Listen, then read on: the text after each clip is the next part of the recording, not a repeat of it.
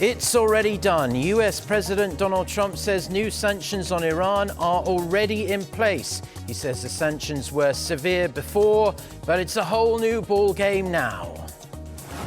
America's top two allies in the region.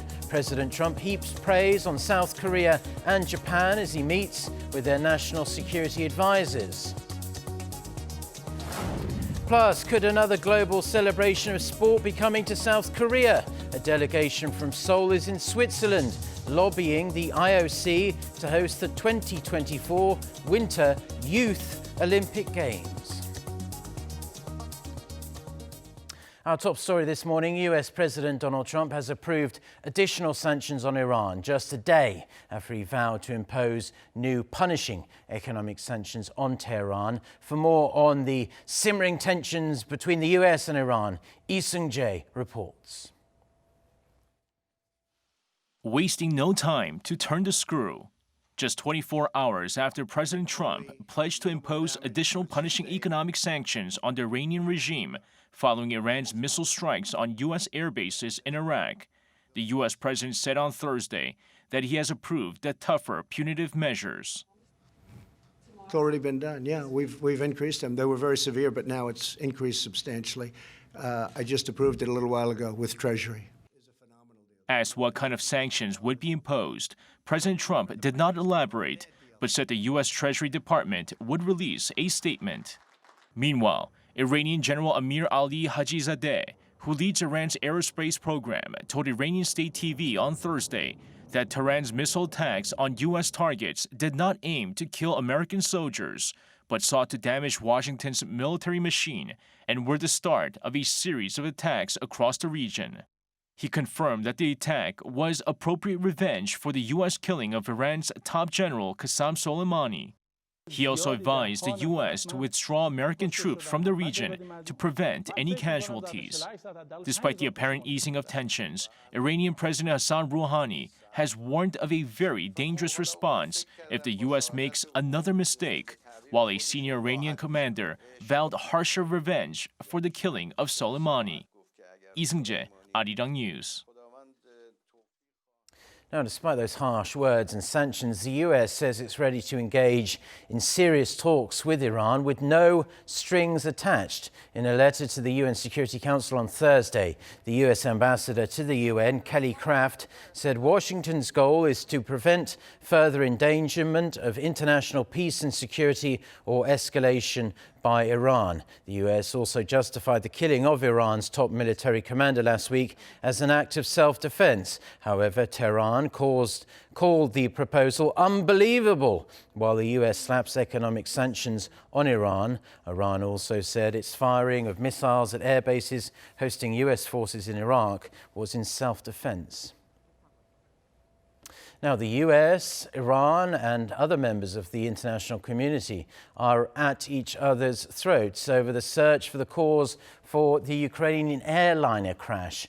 That happened just outside of Tehran and killed all 176 people on board. US officials believe it's most likely that Iran shot down the plane, and Canada's Prime Minister says he has intelligence that supports that theory. Hong Yi reports. After Wednesday's deadly plane crash in Iran, a preliminary Iranian investigative report was released on Thursday that suggested the crash was caused by a sudden emergency. But US and the Canadian officials suggest otherwise. Canadian Prime Minister Justin Trudeau said Thursday that Canada has intelligence showing the plane was shot down by an Iranian surface-to-air missile. We have intelligence from multiple sources, including our allies and our own intelligence. The evidence indicates that the plane was shot down by an Iranian surface-to-air missile. This may well have been unintentional.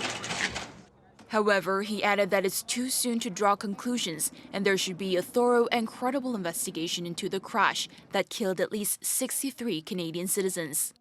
Earlier Thursday, U.S. President Donald Trump dismissed Iran's initial claim it was a mechanical issue and instead pointed an accusing finger at Tehran. But he also stressed it could have been a mistake. It was flying in a pretty rough neighborhood, and somebody could have made a mistake. Some people say it was mechanical. I personally don't think that's even a question, personally. U.S. officials say the U.S. government has satellite data that shows the Ukraine International Airlines plane had been tracked by Iranian radar prior to the crash. Just 2 minutes after the plane departed Tehran, 2 surface-to-air missiles were detected, according to the officials. Iran continues to insist the aircraft was trying to turn back for the airport when it went down without making a radio call for help.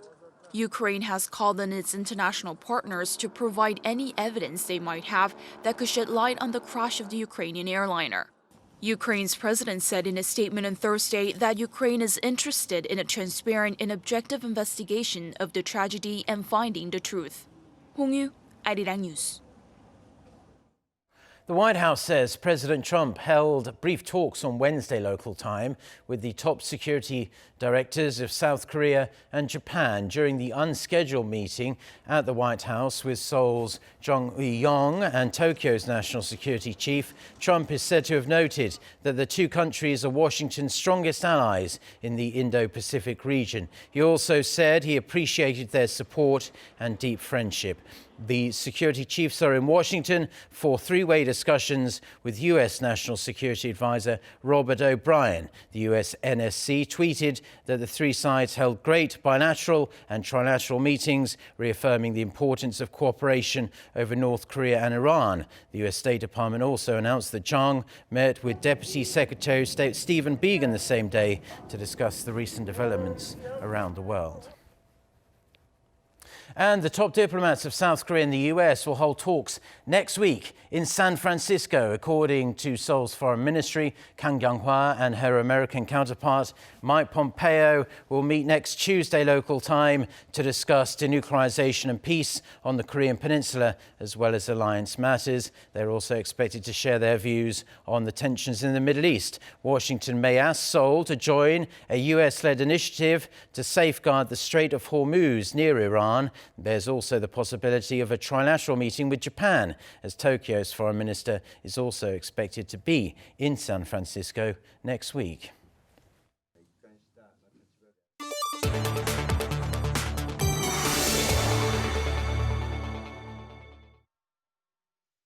Now, a preliminary investigation into a mysterious pneumonia outbreak in China has been identified as a previously unknown coronavirus. For more on this and other news from around the world, let's turn to our Yoon Jung-min. So, Jung-min, tell us what the health authorities have found.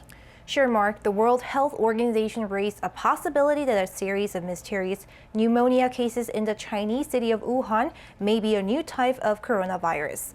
The health organization added it needs more information to confirm the cause. On Thursday, China's Xinhua news agency reported a group of experts found a new type of coronavirus in their preliminary lab results. They said 15 positive results of a new coronavirus were detected from the patient's test samples. The news agency said it may take years to develop vaccines.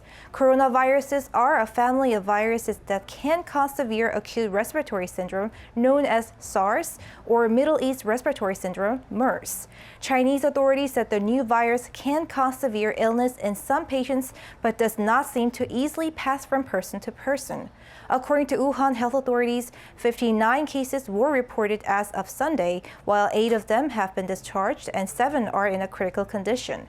What's worrisome is that Lunar New Year holidays are just a few weeks away in China when millions of people will be traveling. China's transport ministry said it will tighten efforts to prevent the disease from spreading during the holiday. China's Vice Premier Liu He will visit Washington next week to sign a Phase 1 trade deal with the U.S. Beijing's Commerce Ministry announced on Thursday that Liu's visit will take place for 3 days from next Monday. The ministry said both sides are communicating closely on how the signing will be set up. This is China's first confirmation after President Trump said the deal would be signed on January 15th at the White House. Trump also said he will later visit Beijing to sign the Phase 2 deal. U.S. Trade Representative Robert Lighthizer says the document of the Phase 1 deal will be publicly released after it's signed. Lebanese prosecutors have imposed a travel ban on ex-Nissan chairman Carlos Ghosn after he was questioned over an Interpol warrant issued by Japan. Ghosn was interrogated by prosecutors for about 2 hours on Thursday over financial misconduct charges in Japan, as well as charges against his visit to Israel in 2008, the country which is technically at war with Lebanon. Reports say the travel ban restricts Ghosn's movement, but it also offers him a degree of protection. Currently, Lebanon does not have an extradition treaty with Japan.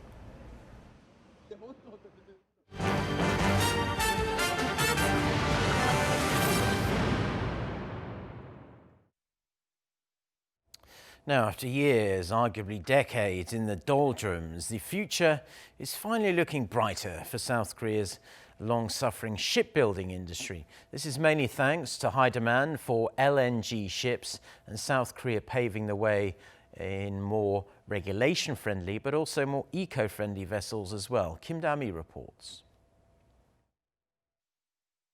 After years of struggling to stay afloat, the country's shipbuilding industry is ready for a return to growth. The rosy outlook for the new year is rooted in the new environmentally friendly trend in the industry, as the demand for vessels powered by liquefied natural gas or LNG is expected to surge. Starting in 2020, the International Maritime Organization is implementing a new regulation to reduce maritime sulfur emissions from 3.5% to just 0.5%. U.S. shale oil production will also help Korean shipbuilding companies find a more favorable spot in the market. Most importantly, however, Korean LNG shipbuilding technology is unbeatable. South Korea's LNG technology is the best of the best in the entire world. The country's productivity, which is the most crucial part of shipbuilding, is head and shoulders above other countries in terms of work capacity, design, and supervision in the shipbuilding process. Our company, Daewoo Shipbuilding, was the first to export LNG vessels to the whole world. Along with our very own technical skills, we have achieved our own patents for LNG shipbuilding, which satisfies the needs of our global customers. After hitting bottom rock 4 years ago, the country's shipbuilding industry is now once again picking up.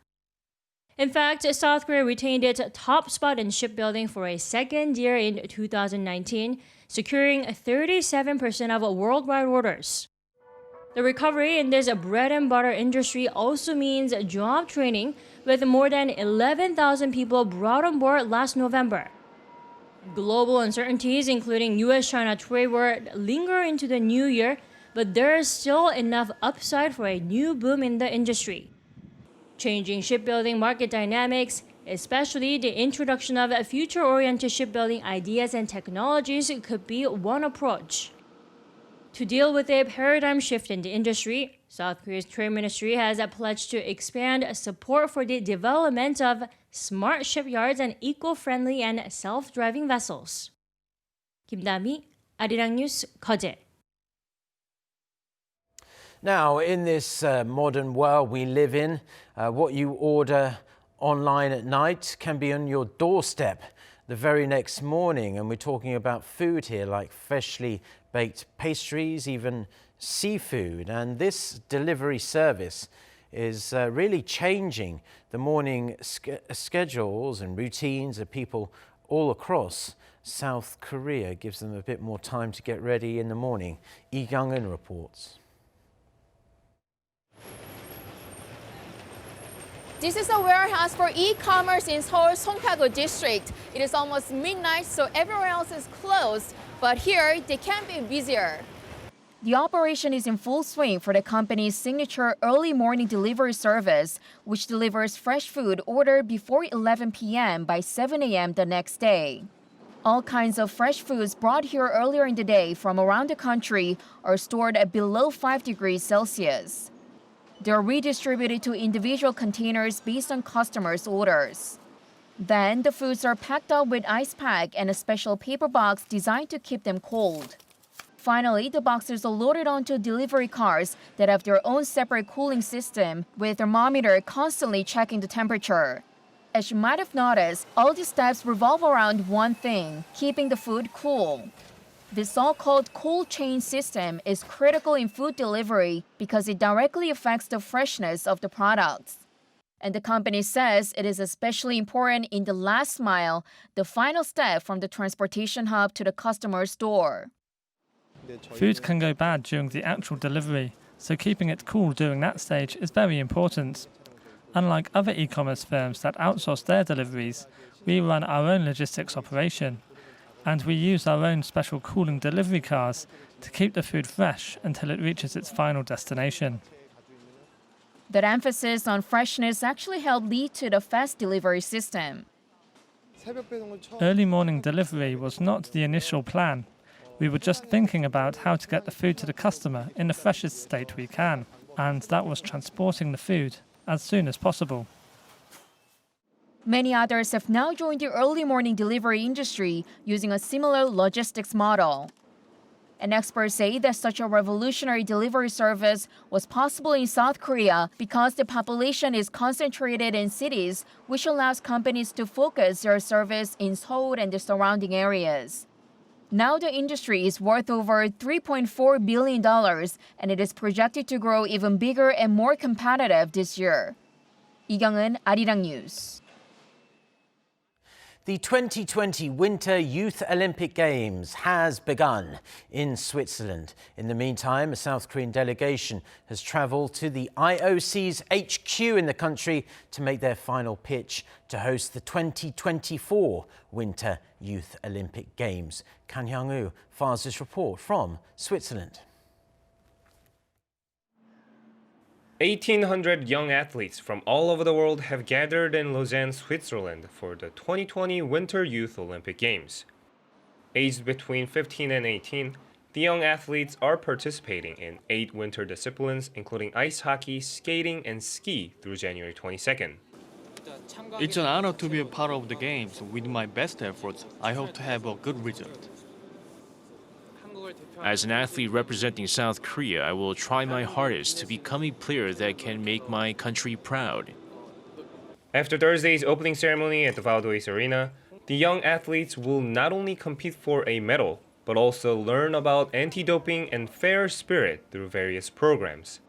The Youth Winter Games was started in 2012 by the International Olympic Committee to promote the spirit of challenge and teach the importance of a healthy body.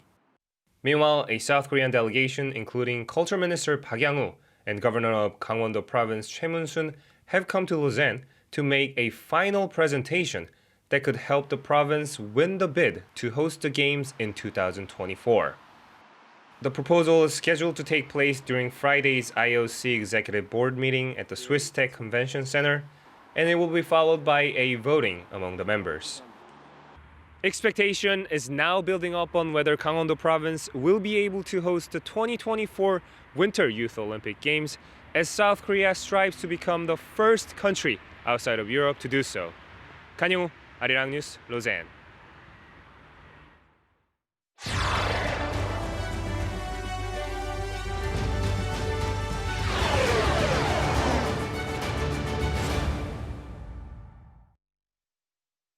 Right, so what does this year have in store for us? We all know that environmental issues dominated the headlines last year, with countries around the world experiencing some extreme weather and related disasters. While the world is in need of some kind of breakthrough, leading environmentalists warn 2020 may be humanity's last chance to really tackle climate change. Our Kim Jae-hee takes a look at the prospects for any kind of serious global action in 2020. We are confronted now with a global climate crisis. Climate change is happening, biodiversity is lost, species are disappearing. And we must make sure that 2020 is the year of action when we bend the global emissions curve. The Earth is suffering. Extreme weather is becoming more frequent, and rising sea levels threaten to swallow up islands and coastal cities. Less than 5 years ago, world leaders pledged to reduce greenhouse gas emissions by adopting the Paris Climate Agreement. But in November, the U.S., which causes around 15% of all greenhouse gas emissions despite having just over 4% of the world's population, began formally withdrawing from the Paris Agreement. The United States will withdraw from the Paris Climate Accord. A UN report released last November says, under current climate pledges, the world is at risk of missing the temperature target range of a 1.5 to 2 degrees Celsius rise.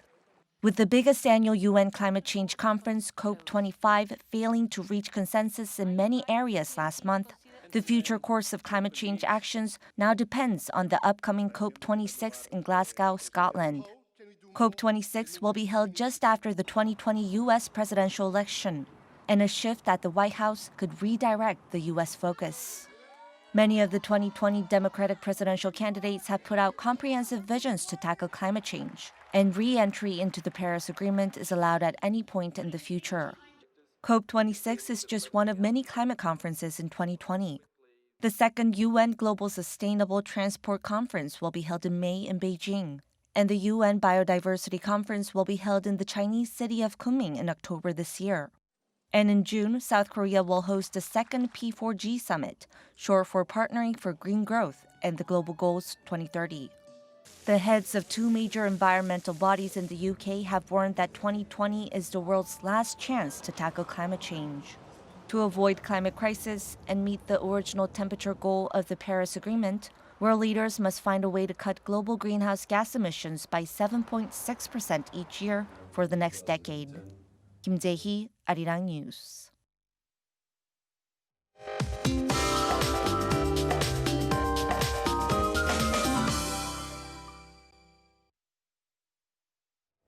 Good morning.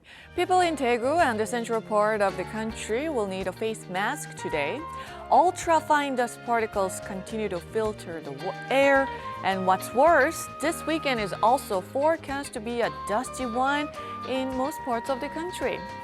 It was a colder morning than yesterday, but afternoon highs will be a couple notches higher, hovering way above these seasonal norms. In fact, weather experts are saying that this winter could be one of the warmest on record, as there's no extremely cold weather is in store for the remainder of January. Meanwhile, this afternoon, Seoul and Chuncheon will get up to 4 degrees Celsius, Gyeongju, Jeju topping out at 10 degrees, and most regions will be under lots of sunshine. Early next week, though, we'll have very cold morning lows, but considering we are going through what's usually the coldest time of the year here in Korea, the temperatures are pretty bearable. In Jeju, we'll see showers this weekend. That's Korea for you, and here's the international weather for viewers around the world.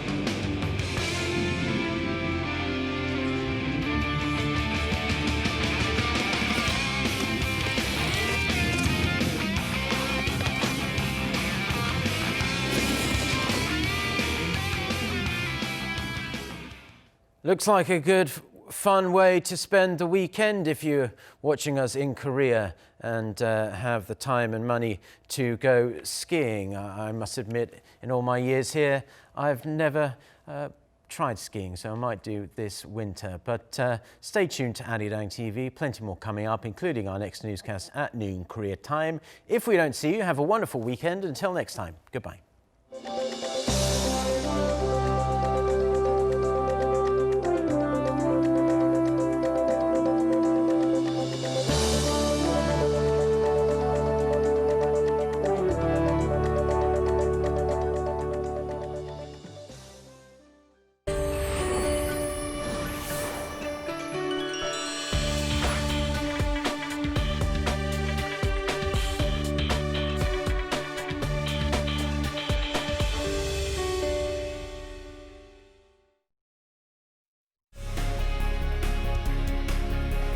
What can this door be?